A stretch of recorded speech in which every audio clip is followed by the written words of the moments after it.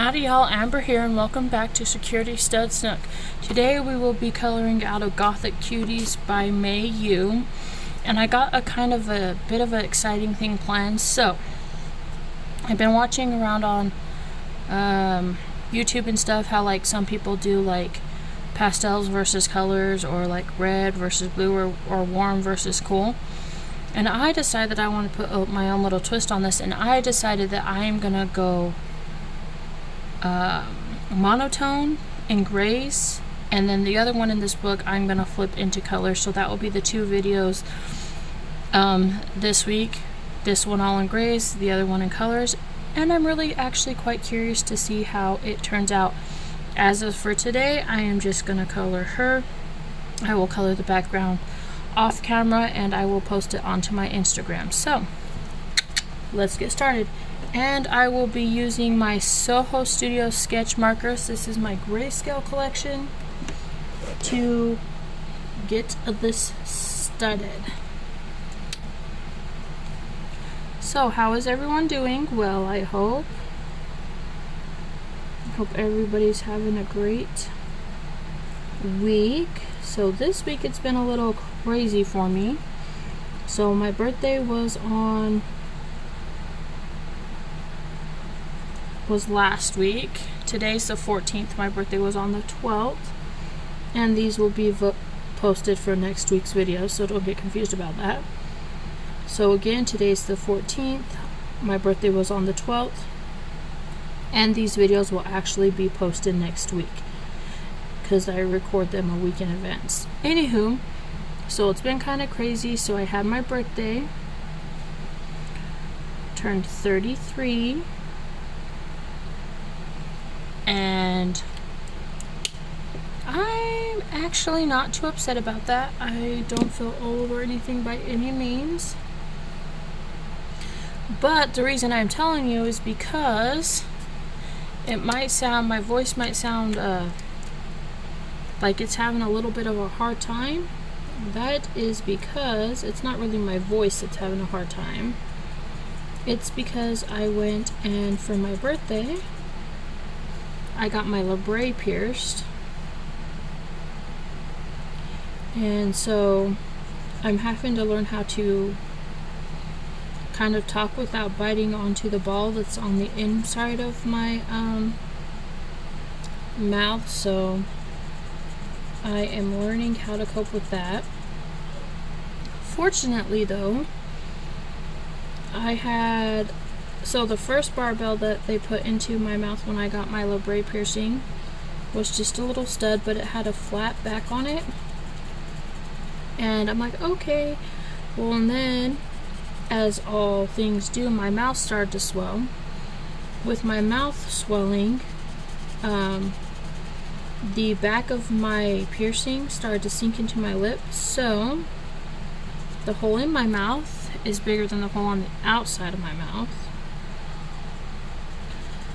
But it started to swell so bad that I had to do something different. So I got in touch with my piercer, and she said one or two things. She said that I just realized I didn't finish coloring these ribs. So usually I do the skin off camera because I don't want to mess it up. However, I think that this will be fine because they're such little spots.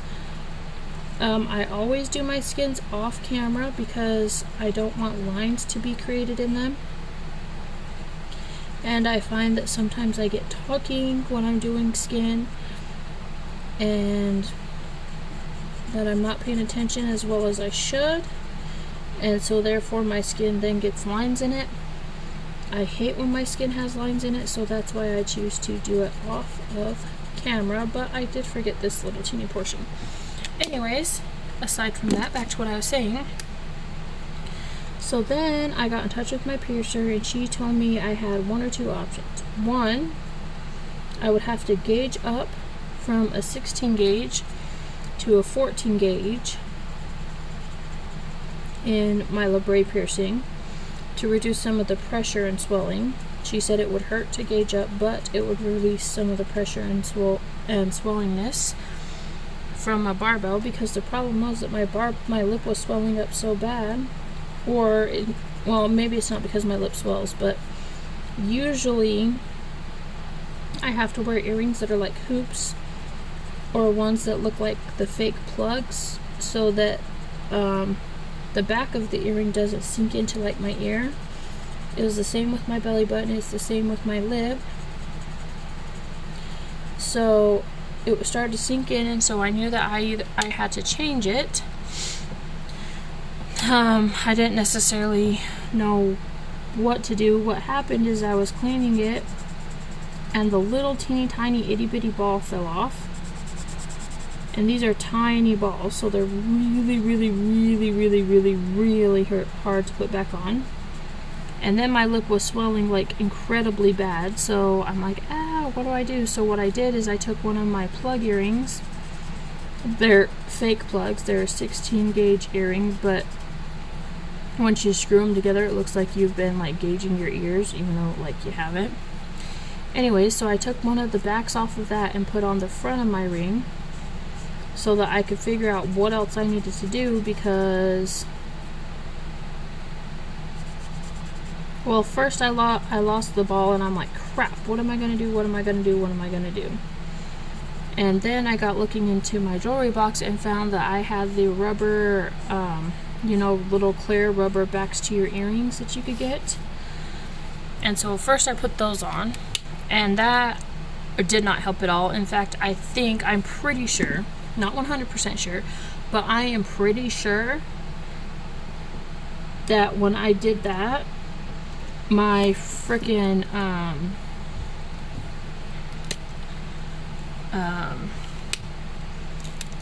the back of the earring started going much further into my ear, and I realized that it was because on the back of it there was no room, and I took like a whole probably 2 millimeters of room putting that plastic rubber one on. And so that didn't work out, so I'm like, crap. So then I got the idea to take that off, because I left the plastic rubber one on for a whole day, and my lips swelled so bad. So I'm like, crap. So I took that off, and I'm pretty sure it's because the back part of the earring, or the piercing earring, was going into my lip further and further and further. So I'm like, crap. So I took the plastic rubber piece off, and then I got into my earrings, and like I said, I have these 16 gauge earrings that are regular earrings, but once you screw them together, it looks like you're gauging your ears. So I took that, and I'm like, okay, well, I'll put that on. Left that on for a day. I'm like, ugh, this ain't working. Barbell's still going into my lip. I'm like, crap, and that's what's causing me to continue to swell, and I knew this. So I'm like, well, what do I do now? What do I do? What do I do? What do I do? What do I do? So then I got in touch with my piercer, and she told me that I will, she's like, well, when I get back to the office, maybe we'll see if we can find something else. We could put one with balls on either side in it. I'm like, well, that might be, the best option. She's like, okay, well, when I get to the shop, I can go check it out and see. And I'm like, okay. I'm like, possibly I could go find a tongue ring, a 16 gauge tongue ring, and do it myself. And she's like, okay. So I go looking. She goes, there is the option that you might have to gauge it to a 14. It'll hurt a little bit to gauge it, but at the same time, it will make you feel better. It will relieve a lot of the pressure that you're having right now. And I'm like, okay, that's not so bad of an idea. And so then I'm like, I gotta go fix something. I gotta go figure it out. So I went to Spencer's here at my local mall, and I'm sitting there and I'm looking at all of the piercings, and I'm like, crap, I'm not finding anything in 16 gauge that's going to be longer. There's two problems. I couldn't find anything in 16 gauge that had balls on the front and back. I also couldn't find anything longer than a 13 millimeter, which she had already put into my lip, and obviously that one was too small. So I'm like, well, crap, what do I do? So then I started talking to her, and she's like, well, you could possibly do tongue ring, but then I couldn't find any tongue rings that were 16 gauge. And then I'm like, how bad it would it be to take my 16 gauge, put it to a 14 gauge? She goes, well, it will hurt a little bit, but it will also relieve a lot of the pressure. And she's like, but make sure when you do, you have like Neosporin or A&D with you, so that you can the lube will help immensely. And I'm like, okay, that makes sense.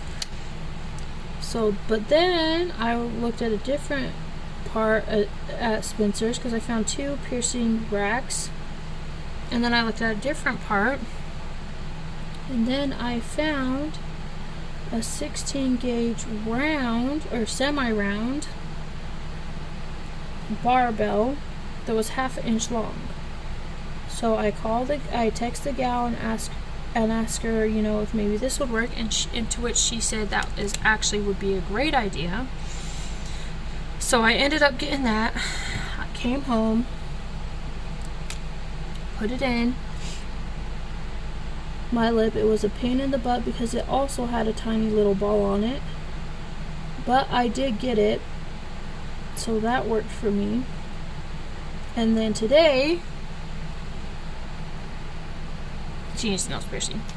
Today, it is so not swollen anymore. And I am so thankful, because let me tell you, it was painful.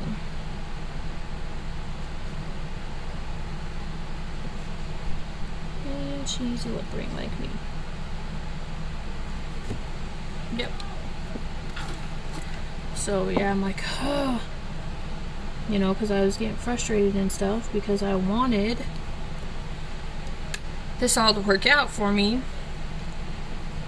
And I will admit that I was getting very frustrated, because it seemed like no matter what I did, as far as the swelling goes, nothing, and I mean nothing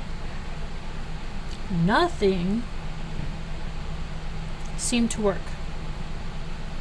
And that was so unbelievably frustrating for me. But we got it working now, and everything's working out. My lip is no longer swollen. I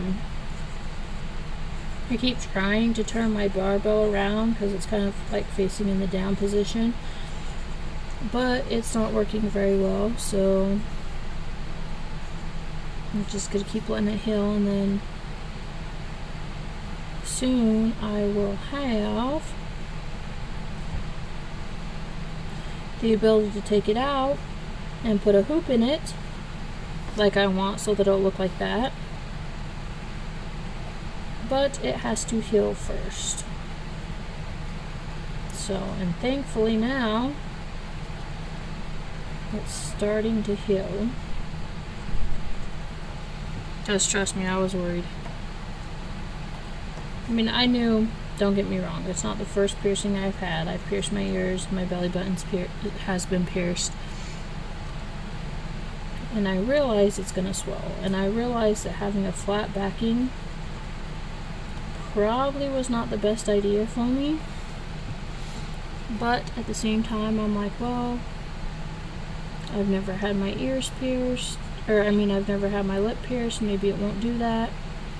And I should have 150% followed my gut and put a ball on the front and back in the first place. It is a little weird because there's this tiny little ball that sits between my teeth and my gum. And I mean, there's really nowhere for it to go. So it just sits there. But at the same time, I realize it's only temporary. That eventually I'm going to put some form of hoops in there. Whether if it's just a solid hoop or if it's a semi hoop that has two like balls or spikes or something on it.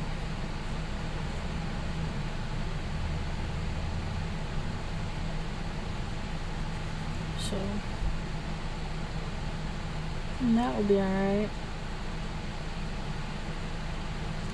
But just gotta wait to get there. And then, so that was my fun over the last few days. And then today, I got a call from, if y'all have been watching my channel, you know that I just got a new security job. And the security job just hired me on as part-time, and instead of a flex. And if you guys don't know the difference, so a flex officer is an officer that comes in when other people can't make their shifts. Sick, I don't know, for whatever reason you can't come into your shift. Well, then you call a flex officer and they come in to cover your shift. Now, don't get me wrong, I think a flex officer is a good option, especially if you're doing something like going to school or something like that, because a flex officer doesn't really have a set schedule. And so that would be good for somebody that's like in school, you know, because your supervisor will call and it'll be like, yes, I can make that shift, no, I can't make that shift. And then there's that. However, the problem that I have with this is, if you're using it as a way of life, sorry, don't mind that, you can probably hear the neighbors outside. Actually, that's not the neighbors, that's actually Brandon yelling at our dog.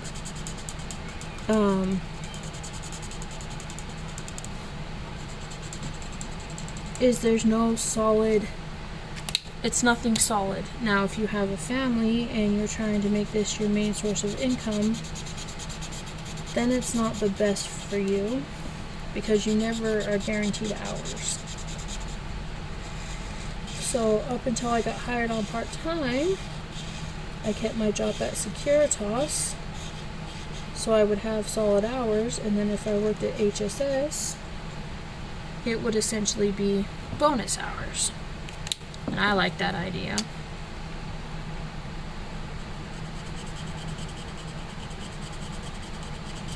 But when I got asked if I wanted to be on part-time,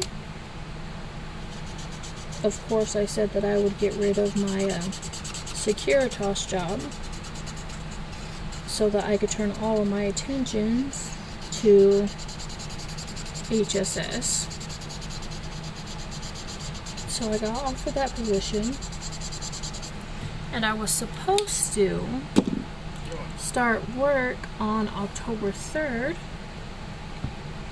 but I got the phone call today, and Sal wanted me to start working on the 27th instead of October 3rd,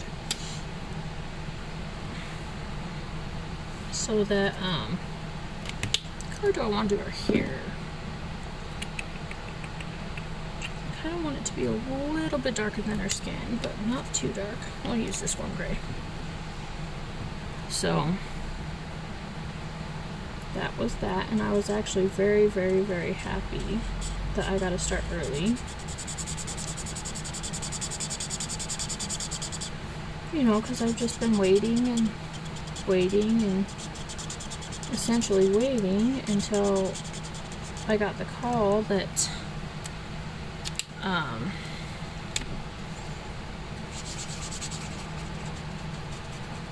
to start working, so that was a good situation.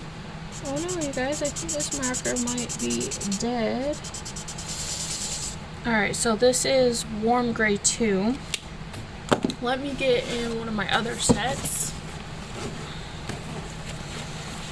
Alright, we'll do this one.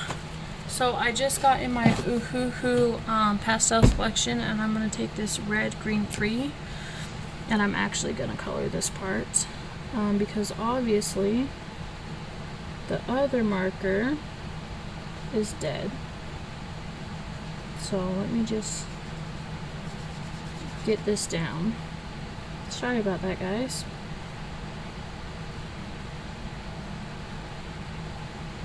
It's been so long since I've used those Suhu Studio markers that, you know, I'm not even sure which ones are dead or not, so.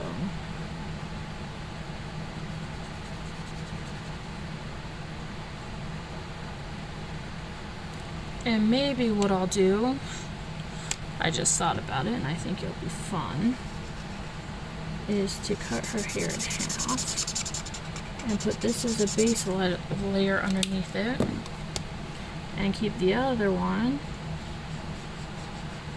as a top layer. I think that will give it a very interesting feel to it, since obviously this marker is run out.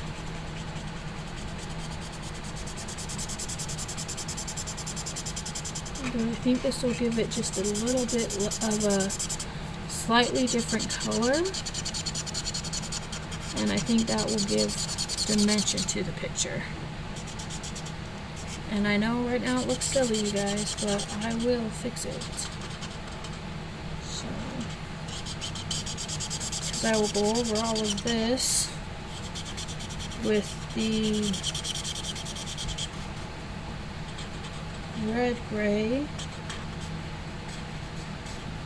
from the other marker set, which kind of sucks because I really want to do this in all one marker set, but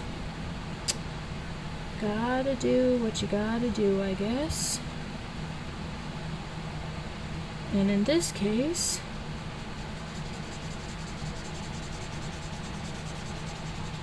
I had to make up for it. So,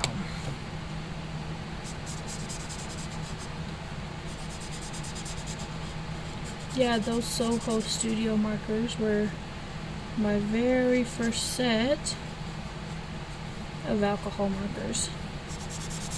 And actually the collection that I have is technically 3 different sets together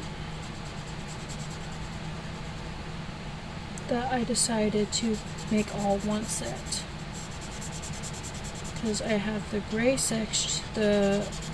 selection, which gave me 1, 2, 3, 4, 5, 6, 7, 8, 9, 10, 11, 12 markers, and I also have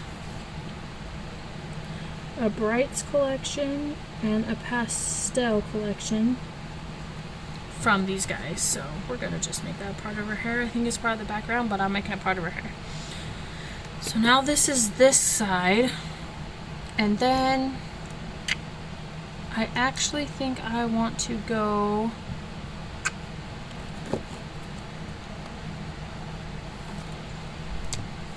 with a neutral gray on this side. So since I already had to pull out my other set of markers to fix that, I'm just going to use this one for her hair too.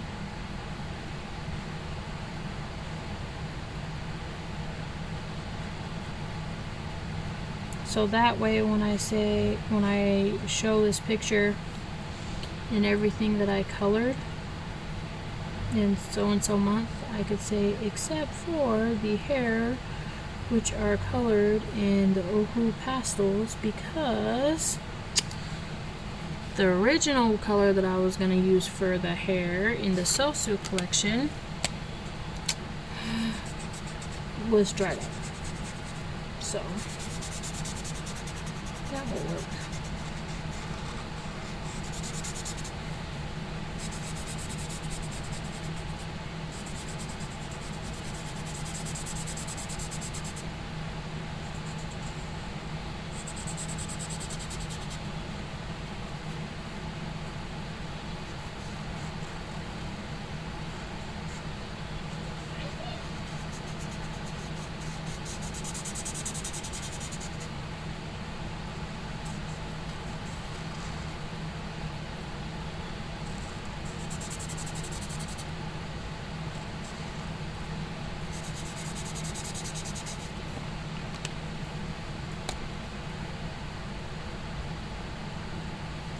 Okay, you guys, so there's that for this video. I think what I'm going to do is take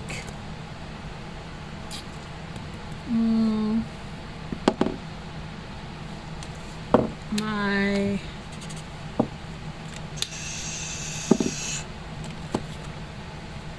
think what I might do is take my green grays and do these little heart thingies back here, or these little bow thingies back here. I think that will pop her to the front. But I am not going to do that here on this camera video. I will do that off camera, and you will see it posted onto my Instagram. As far as this goes, this is going to be the grayscale version that I colored in all grays. And I'm going to flip to the other exact same page in this book and do that in colors. So we kind of got this fun, see how it turns out kind of thing. So I hope you guys liked this video, and if you did, please like, comment, and subscribe. And if you subscribe to the channel, go ahead and hit the little notification bell so you can get a notification each time I upload a new video. And always remember, be wild, be crazy, be bold, be you, because those who mind don't matter, and those who matter don't mind. Until next time, bye guys!